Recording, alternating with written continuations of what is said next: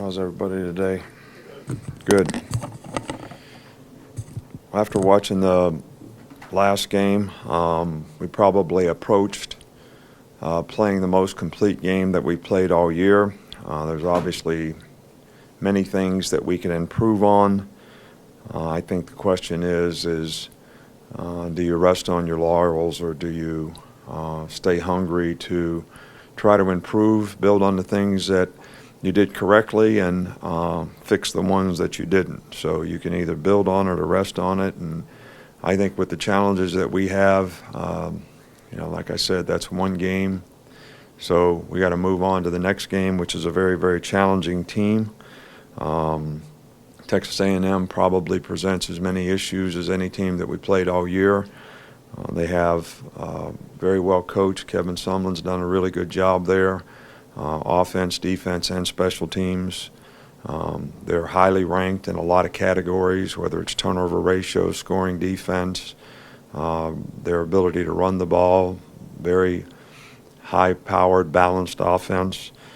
Trevor Knight has done a really good job at quarterback for them, implementing their offense. Trayvon Williams, who is a freshman, has been a very dynamic running back, probably the best we've seen all year. They have talented receiver core. Really have some dominating players on defense, and Myles Garrett and Deshaun Hall, the two defensive ends that create a lot of problems in terms of being great edge rushers, and they've been very opportunistic on defense in terms of getting turnovers. So a lot of things important for us to do very well in this game, and it's going to take all phases doing them well to have a chance to be successful.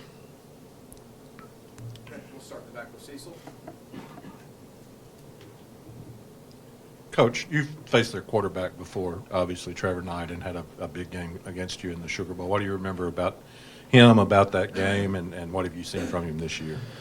Well, he's an outstanding athlete and very capable running the ball. They have a lot of quarterback runs where he has made a lot of explosive plays, whether it's quarterback draws or zone read, slipper plays where he keeps the ball and has a blocker in front of him.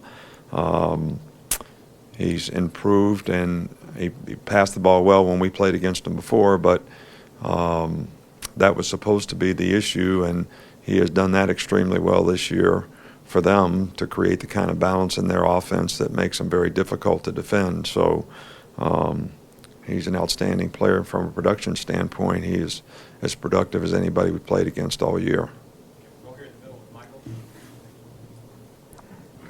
How hard is it to transition from a traditional running game straight ahead to going almost primarily read option this year? And how has Jalen done in making those reads? Jalen's done a good job in making those reads. I think he's very comfortable, doing those things. I don't think the plays that we run are that much different than we've run before. I just think that he adds an extra element to it that makes the defense have to account for him. Which makes them, in some cases, a little softer on some of the other things that we do, which I think all those things complement each other to help our offensive team. I still think that we need to make some improvements in the overall, passing game, whether it's protection, route running, reading, getting the ball out of our hand, especially when you play against a team like this, who can rush, and the speed of the game is going to speed up. So there's plenty of it for us to work on and to continue to build on the things that we've done well, but we've got lots of things to work on to improve on. Right side here with Tony.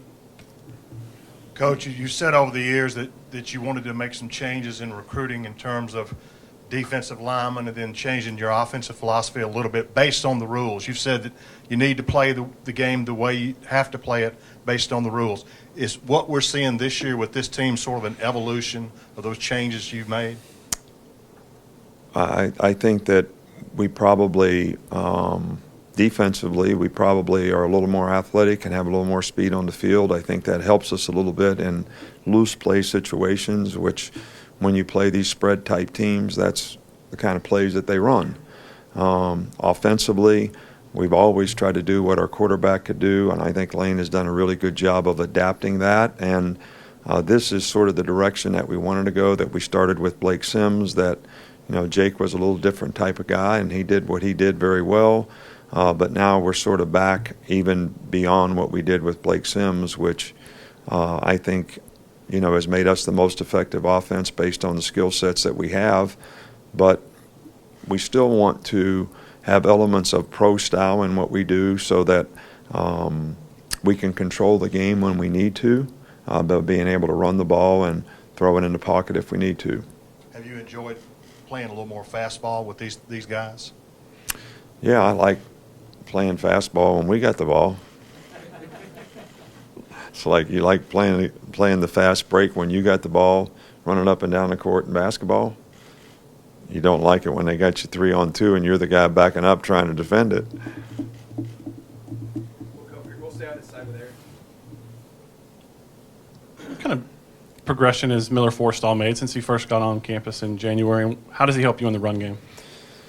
Miller's a very athletic guy, and we try to use him as a sort of a quasi receiver, tight end, H-back type of guy. And because he's a very athletic guy, he does a good job in perimeter blocking, and he's a very good receiver. So I think he's improved in both of those areas since he's been here, and he's made a significant contribution in his ability to play. And we've been able to rotate 4 different guys at tight end because of that. Go up front here with Ken. After seeing the film, how do you think Cam Robinson played? And taking it forward, you touched on your 2 tackles, the challenges they have. What makes A&M's guys so disruptive, I guess? Well, they're, guys that are very good rushers. They both have speed, good first step quickness, but they also have really good size. And to be a really good rusher, you have to be able to turn speed to power, which both of those guys can do. And they've got a good scheme on defense that makes it hard to try to help, on those guys, and they move them around some and do some stunts with them that everybody's going to have to block them. But I know Cam gave up the 1 sack, but that's an example in the game. I thought Cam played well. I think Jonah played really well. But that one play sticks out. But really, it's the play before that leads to that play. We were going on 2, knowing that number 9 was their best rusher, knowing he was going to get off the spot. So we jump on 3rd and 10. So now we can't go on 2 again. All right, so now he gets off the spot and beats us on the edge, and they get a sack fumble out of it. So, sometimes it's not just what you see. It's sort of how you lead up to what happens that can have some impact on that. But the penalty probably had as much to do with that as the execution of the next play. Back over here with Tony. Coach, what have you seen from Sean Dion Hamilton this season? Well, he's played really well for us, and he's a very smart player, always in the right place. He's tackled well, fits the run well. He's done a really good job for us, and we have a lot of confidence in him. And Rashawn Evans played a little bit last week in that same position and did a really good job as well. So that kind of depth will be helpful to us if we can continue to develop it. Right front here with Mark. 2 quick ones, if I may. We didn't see Alphonse Taylor last week. What's his status for the game? Well, he's day-to-day. We'll continue to evaluate his circumstance and situation and always have his player safety in mind as to when the medical staff makes a decision that he's cleared to be able to practice and play. He's going to do some individual stuff today, but no contact. And then the second question, you touched on Travion Williams, but what has he brought to their offense that maybe they didn't have in the past? Well, I've always think they've had a really dynamic offense and a really difficult offense to defend. But, the guy's got great speed and quickness. He's got great vision as a runner. The field is spread, quite a bit when you play them. So if everybody doesn't fit it exactly right, there's a lot of air between him and the next defender, and he certainly knows how to take advantage of it. He's got a great burst and speed and great cutting ability. So this guy is, the real deal in my opinion. We'll stay over here with Ben. Can you use any of the film of the Sugar Bowl a couple years ago as you prepare for Trevor Knight, or is that kind of too far removed from now to have much of an effect?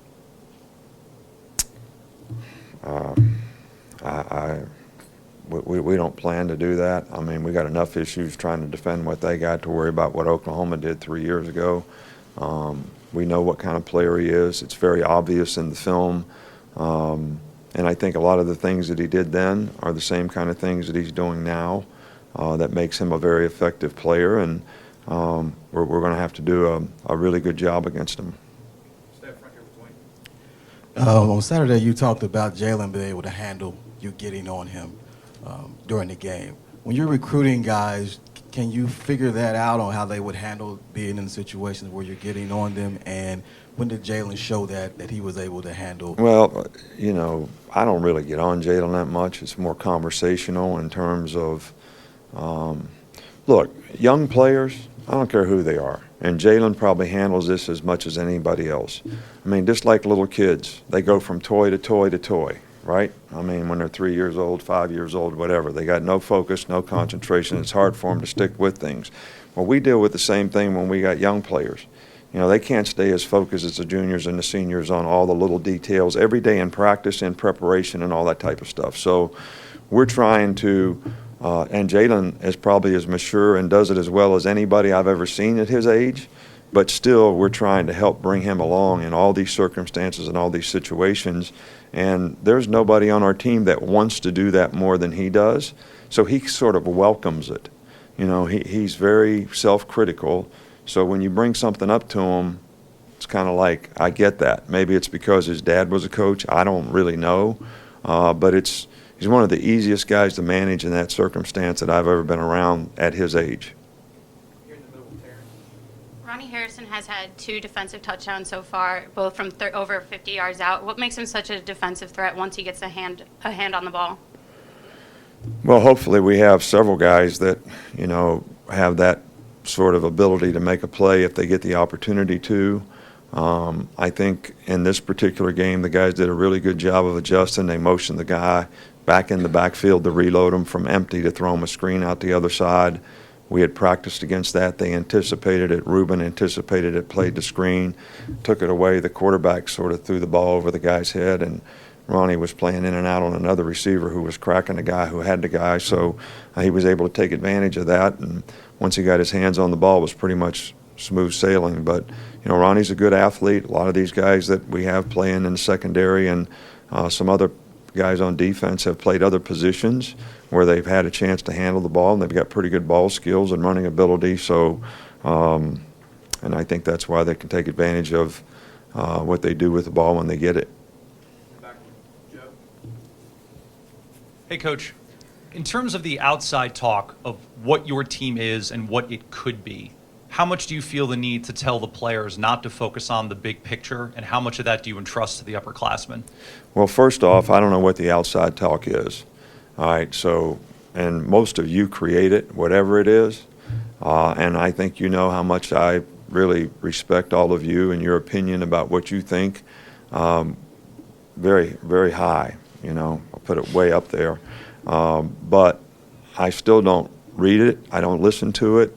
We encourage the players to stay focused on the things that matter, and those are external factors that I call clutter that really can affect your psychological disposition about how you need to compete the next game, because you can get satisfied with people patting you on the back for what you did last week, and then, you know, you get punched in the nose the next week. So it takes a special kind of maturity and a special kind of competitor to understand that.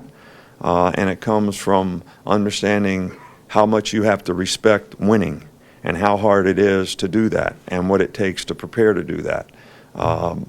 And I'm not being disrespectful in any way, but you have to be a competitor to understand that. And we technically look at what our team needs to do, and hopefully our players are going to respond to that and build on it and not listen to what anybody else has to say. Staying back with Scott. Hey, Nick, you told us a couple of years ago, I think it may have been Greg Williams, Saints, about all this stuff, how you guys go to the numbers on a turnover or kick return and set up the wall and different things. I'm just curious, have you added anything to that from the last few years, why you're so successful scoring like that, and if people are contacting you now about what you do on those kind of things? Well, I haven't talked to anybody about what we do. I mean, if we tell everybody what we do, then what do we do when we play them? This is kind of a profession that you try to hope that you can come up with something that somebody doesn't expect you to do so that you have or give your players a better chance to be successful doing it. But, you know, we just continue to emphasize the attack the ball. We start every practice every day with turnover drills, effort to the ball, more guys around the ball, ripping at the ball, all these types of things, playing the ball in the air when the passes are thrown, making a critical decision of whether I intercept it, swat and hook it, tackle the guy. So these are all just fundamental things that we continue to try to emphasize, and I think players make plays. So we have some good players, and a lot of times one player affects another player making a play, whether Dalvin Tomlinson is right in the quarterback's face when the ball gets overthrown and Minkah Fitzpatrick intercepts it. All these things contribute. You know, whether Tim Williams is getting a pressure off the edge and hitting a quarterback and he's throwing the ball before he wants to and somebody else has a chance to make a play because of it. I think all these things contribute, and the players make those plays by what they do and how they execute.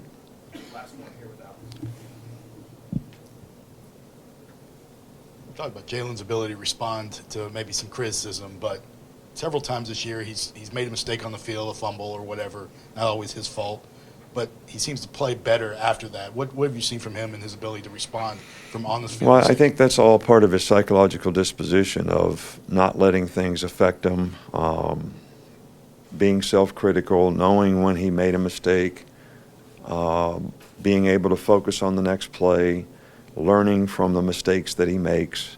And